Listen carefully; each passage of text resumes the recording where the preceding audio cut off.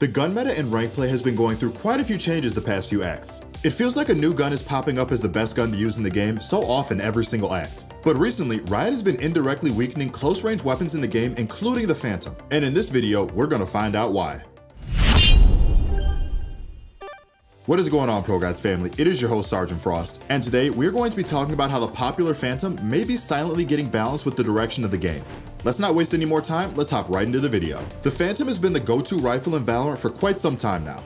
Both in the pro scene and in ranked play, the Phantom has become most players' weapon of choice because of its benefits over the Vandal, and mainly because it's just so consistent in every gunfight. The Phantom's base combat stats made it a much better weapon to take gunfights with in most situations compared to the Vandal. For instance, the Phantom shoots considerably faster than the Vandal. While the Phantom clocks in at around 11 rounds per second, the Vandal clocks in at 9.75, and that's after the Vandal buffs.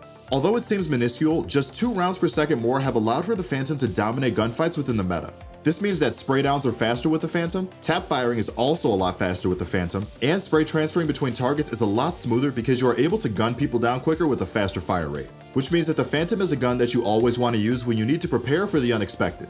Entry fraggers live and die by the Phantom solely because of its capability to recover fast and allow for more versatility. The Vandal has trouble mirroring the same versatility, and it even has problems committing to a spray at mid-range. While some of you might say, well yeah, that's obvious because the Vandal should only be used at long range with short bursts. Well, I have to remind you that Valorant is a game of constant changing variables and multiple unknowns. This means that the Vandal will often need to be used in situations where it will clearly be at a disadvantage. But if you've been playing this game long enough, you know that's just how Valorant works sometimes. The devs have even attempted to buff the Vandal in the past by increasing its rate of fire and by upping its body shot damage to 40 overall. And while these buffs were in very good faith, the Vandal still can't outshine the Phantom in most situations outside of landing long-range one-tap headshots. Unless you're Scream, I don't think you can really rely on that to carry you throughout a game.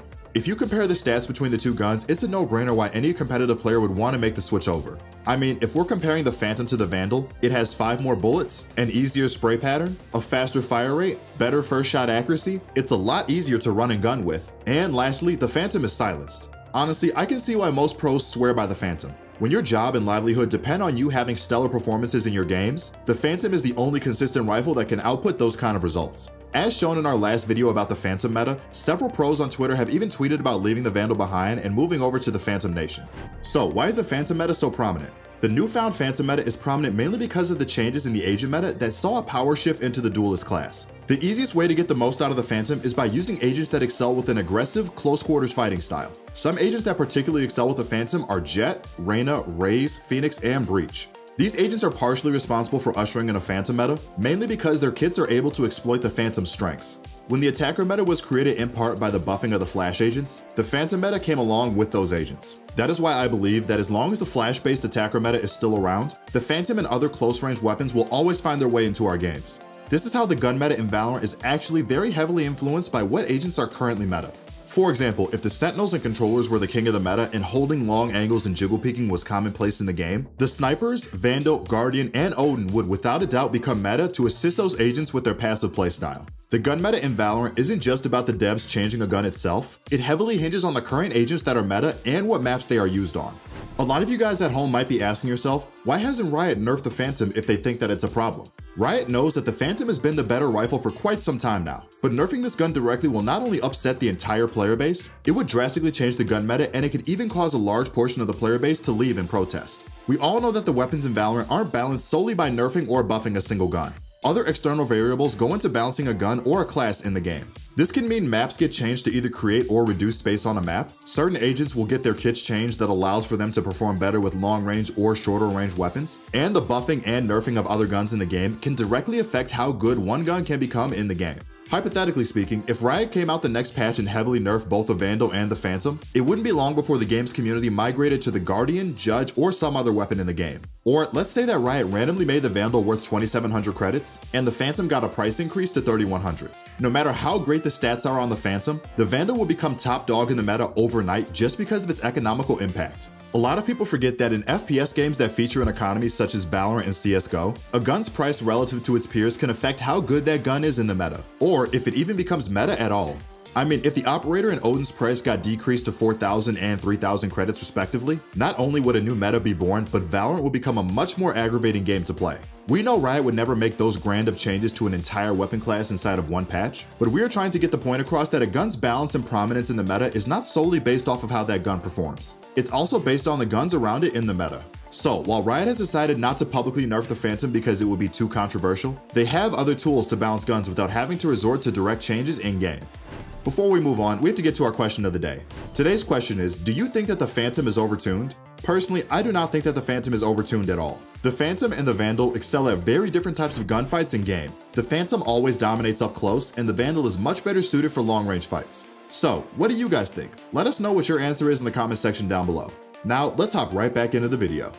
As we stated earlier in the video, guns in Valorant are balanced in many ways outside of direct buffs or nerfs. And with that being said, the Phantom has never received a direct nerf from the Riot devs, and for good reason. But that certainly has not stopped the devs from finding ways to bring its power level down. With the introduction of large, wide-open maps like Icebox and Breeze, the Phantom, despite being a better weapon, will often find itself being outclassed by the Vandal in certain engagements. Icebox and Breeze are maps that favor long-range fights and require quick taps and precise shots to bring down opponents. This is not the Phantom's forte because despite it having a better first shot accuracy, the Phantom thrives up close and is much better at spraying and praying. These types of gunfights where both players are trying to tap fire their gun to hit a target at range are very common on these maps. While the Phantom is still a weapon that is very potent at long range, the Vandal is more specialized for that role and may outshine the Phantom. The Phantom is on record for having a better first shot accuracy than the Vandal, but that certainly won't matter when you dink an enemy for 140 to the head, and a Vandal one-taps you from across the map with a lucky flick. The Phantom also received indirect nerfs when the Guardian and Marshal got price decreases. Anytime a weapon with comparable stats gets a price decrease, the main rifles in the game will always take a hit in cost to performance percentages in-game. The Guardian and Marshal are specialized long-range weapons, and ever since they got a price decrease, this directly threatens the Phantom. While these weapons won't be able to compete with the Phantom's combat stats, on larger maps they will find themselves in advantageous positions to outclass the Phantom, and this puts the Phantom at a huge disadvantage on those maps because of it. It's no mistake that Riot is trying to put the Phantom at a disadvantage, because designing maps with the Operator and Vandal in mind clearly puts the close-range weapons in Valorant's arsenal at a noticeable disadvantage. In Ranked, knowing what kind of guns to use on different maps and different bomb sites can be crucial knowledge to have on your journey climbing up the ladder. That's why you should check out the coaches on our website to help create a game plan for you to excel in all aspects of Valorant Ranked. We have pro player inspired courses created by Tens and Psalm that can help you learn the basics of Valorant gameplay, and they share their personal tips and tricks that they use in all of their pro matches. You can book a session with one of our high-elo coaches that can help you iron out all the problems in your gameplay and help give you the guidance on how to make fewer mistakes in game. Head over to ProGuides.com to reach the rank of your dreams today. When we talk about how the Phantom is being indirectly nerfed by Riot over time, we have to expand the topic to other close-range weapons in the game. While the Phantom has been having a rough time on newer maps like Icebox and Breeze, the extreme close-range weapons in the Valorant arsenal have also been having an even tougher time. The Stinger, Bucky, and Frenzy have all received nerfs in this episode alone, and this is a clear sign that Riot is trying to influence the close-range weapon meta to be less oppressive in-game. Price increases, damage reduction, range reduction, recoil increases, these are just some of the ways that Riot is trying to deter players from running these CQC weapons every single round in-game. It wasn't too long ago that the hot topic in Valorant was how annoying and aggravating both the Stinger and Bucky were. The Stinger could melt anyone in less than 2 seconds, and the Bucky was one-shotting people from across bomb sites with its right click.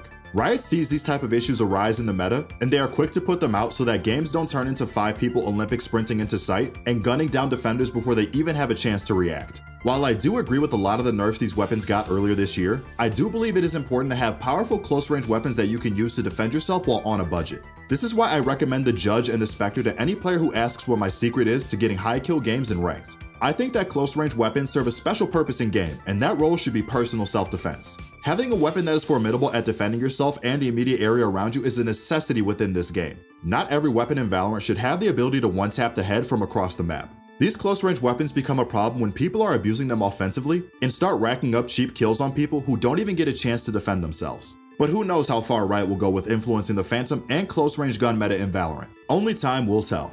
Well guys, that is all we have for why Riot is indirectly nerfing the Phantom meta. Personally, I think that the Phantom will always have a place in the meta, but that will not stop Riot from trying to bring this gun's power level down. If you enjoyed this video, please be sure to like, comment, and subscribe. And make sure to hit that bell notification icon to ensure you stay up to date with our videos and ahead of the competition. If you want further help, feel free to check out our website, ProGuides.com, for the very best on-demand coaching. Our coaches are among the very best, and we hope that you check them out if you enjoyed this video. This has been your host, Sergeant Frost, and I will see you all in the next one.